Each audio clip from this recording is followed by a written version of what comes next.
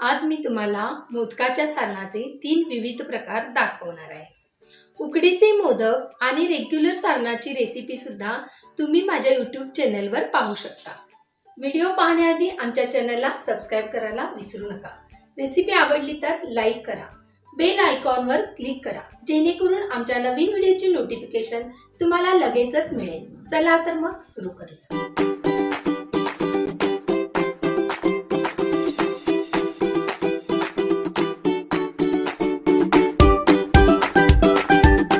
तीन सारणापैकी एक म्हणजे सर्वांच्या आवडीच्या फ्लेवरचे मँगो पनीर सारण। याची रेसिपी मी माझ्या तळीव मँगो पनीर मोदक या व्हिडिओमध्ये दाखवली आहे। त्याची लिंक मी तुमच्यासोबत शेअर केली आहे, तर बघायला विसरू नका। सर्वात आधी खाऊच्या पानाचं फ्लेवरचं सारण कसं बनवायचं मी तुम्हाला दाखवते। त्यासाठी अशी सर्व तयारी करून घ्यायची। साहित्य मी डिस्क्रिप्शन बॉक्समध्ये दिले आहे। हे मी मँगो पनीर बनवलं होतं, त्याप्रमाणे पान इमल्शन वापरून हे पान फ्लेवरचं पनीर तयार केलेलं आहे। बाउलमध्ये 3 चमचे पनीरचे तुकडे घालूया। टुटी फुटी मिक्सरला जरा क्रश करून घ्यायची। हेही इथे 3 चमचे घेतले आहे। यात आता ही गुंजाची पाने अर्धा चमचा व खाऊची पाने आपण बारीक कट करून घेतलेली आहेत, हे सुद्धा 1 चमचा घालायची। ही लखनवी बडेसूप सुद्धा आपण थोडी भाजून बारीक करून घेतलेली आहे, 1 चमचा घालूया। पिस्त्याचे तुकडे 1 चमचा, फ्रेश गुलकंद 2 चमचे, डेसिकेटेड कोकोनट 2 चमचे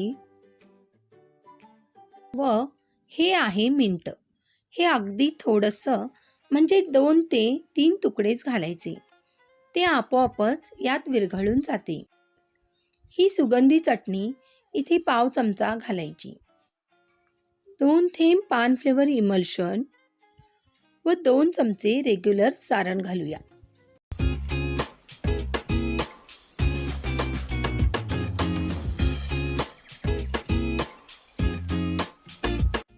हे अगदी व्यवस्थित एकजीव फिरवून घ्यायचं।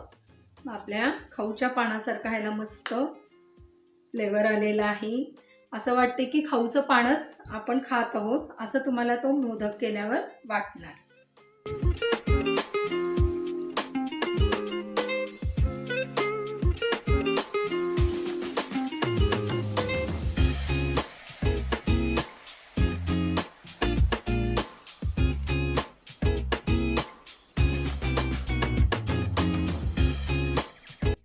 तुम्ही बघू शकताय आपलं टेस्टी असं पान फ्लेवरचं सारण तयार आहे।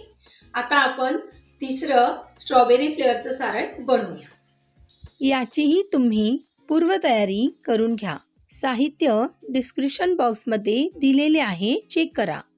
हे पनीर सुद्धा मी इथे स्ट्रॉबेरी इमल्शन वापरून तयार केलं आहे। आता बाउलमध्ये 3 चमचे स्ट्रॉबेरी पनीरचे तुकडे घालूया। 3 चमचे क्रश केलेली टुटी फुटी, इथं चेरीचे तुकडे करून घेतलेले आहे, हे सुद्धा 3 चमचे घालायचे। तुम्ही इथे स्ट्रॉबेरीचे तुकडे वापरले तरी चालतील किंवा स्ट्रॉबेरीचे क्रश वापरले तरी चालेल। 1 चमचा रेग्युलर सारण घालायचं व हे ड्रायफ्रूट काजू, बदाम, पिस्ता कट करून घेतलेला आहे, हे सुद्धा आपण इथे 1 चमचा घालूया। 2 थेंब स्ट्रॉबेरी इमल्शन घालून असं एकसारखं व्यवस्थित फिरवून घ्यायचं।